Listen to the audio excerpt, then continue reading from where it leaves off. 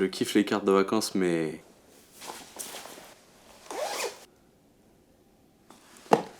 il y en a qui sont un peu plus durs à encaisser que d'autres.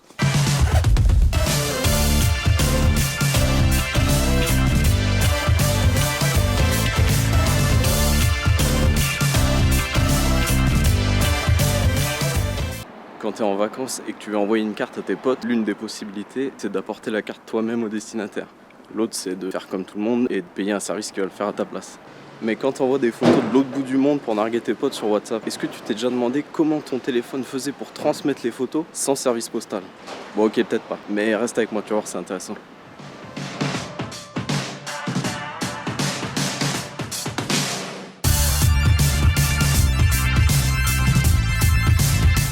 Pour que le service postal puisse faire son taf, tu as besoin de renseigner l'adresse du destinataire. Une adresse, en général, c'est composé de plusieurs éléments. Tu as un numéro, une rue, une ville, un code postal et éventuellement un pays. Dans le monde de l'informatique, une adresse postale, ça se traduit par une adresse IP. IP, c'est un acronyme pour protocole Internet. Selon les informaticiens, le protocole Internet a été conçu pour être utilisé dans les réseaux de communication des systèmes interconnectés basés sur la commutation des paquets. Tu l'as ?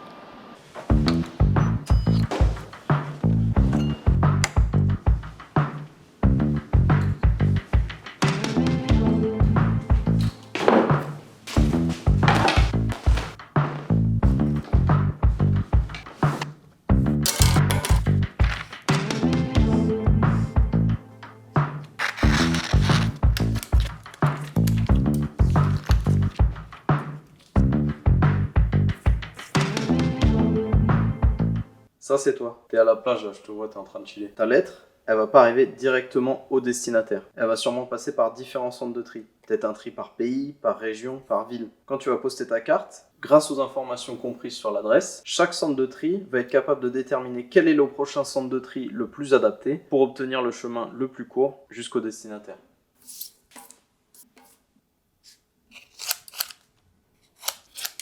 En informatique, c'est un peu pareil. L'adresse de l'envoyeur, on va appeler ça IP source. L'adresse du destinataire, l'IP de destination. Les centres de tri des routeurs et la lettre, on va appeler ça un paquet. Quand tu vas envoyer ta photo, elle va être décomposée en petits paquets de données. Chaque petit paquet va transiter par les routeurs afin d'arriver au destinataire. Chaque routeur possède une table de routage. Cette table de routage, elle est mise à jour constamment et elle permet au routeur de connaître le prochain routeur pour obtenir le chemin le plus court vers le destinataire. On avait parlé d'IP source et d'IP destination et on comparait ça aux adresses postales. Mais ici, en fait, chaque petit routeur a aussi une adresse IP. Mais donc une adresse IP, ça ressemble à quoi ?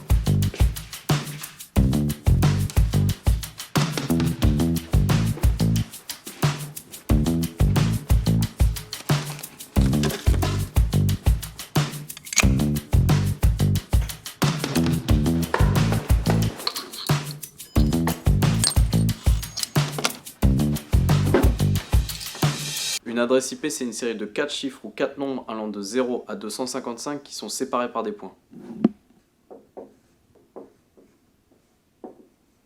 Là, par exemple, ça nous donne 4 adresses différentes. Pourquoi 255 ? Parce qu'en fait, chaque nombre est représenté par un octet et que 1 octet, la valeur maximale qu'il peut représenter, c'est 255. Mais viens, on voit ça dans une autre vidéo. Là, tu es peut-être en train d'en remarquer qu'il y a un nombre fini de combinaisons d'adresses. En fait, il y en a plus de 4 milliards 200 millions. Et je te propose d'aller en voir quelques-unes. Ok, donc ce qu'on va faire, c'est qu'on va utiliser un outil qui permet d'acheminer des paquets de données vers une destination qu'on lui donne, tout en retraçant l'itinéraire. En gros, c'est une sorte de plan, mais en moins lisible. Ok, c'est parti. Donc on va demander à l'outil de se rendre sur le site de l'Université Laval. C'est une université qui est à Québec, au Canada. Ok, il a terminé. Donc il nous affiche toutes les machines par lesquelles il est passé. Et on voit les adresses IP à chaque fois des machines correspondantes. Donc par exemple, il est passé par le fournisseur d'accès, par Paris, par New York, par Montréal, et enfin ulaval.ca, donc Québec. Ce qui est cool, c'est qu'avec les adresses IP, tu peux vérifier la localisation. Donc, par exemple,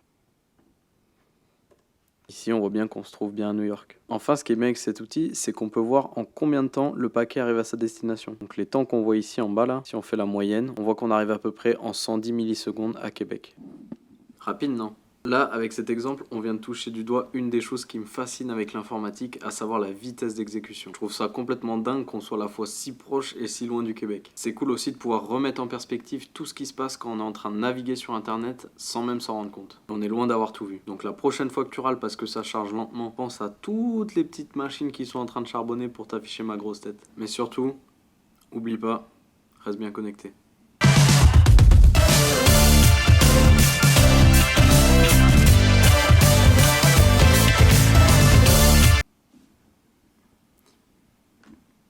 Rapide, non?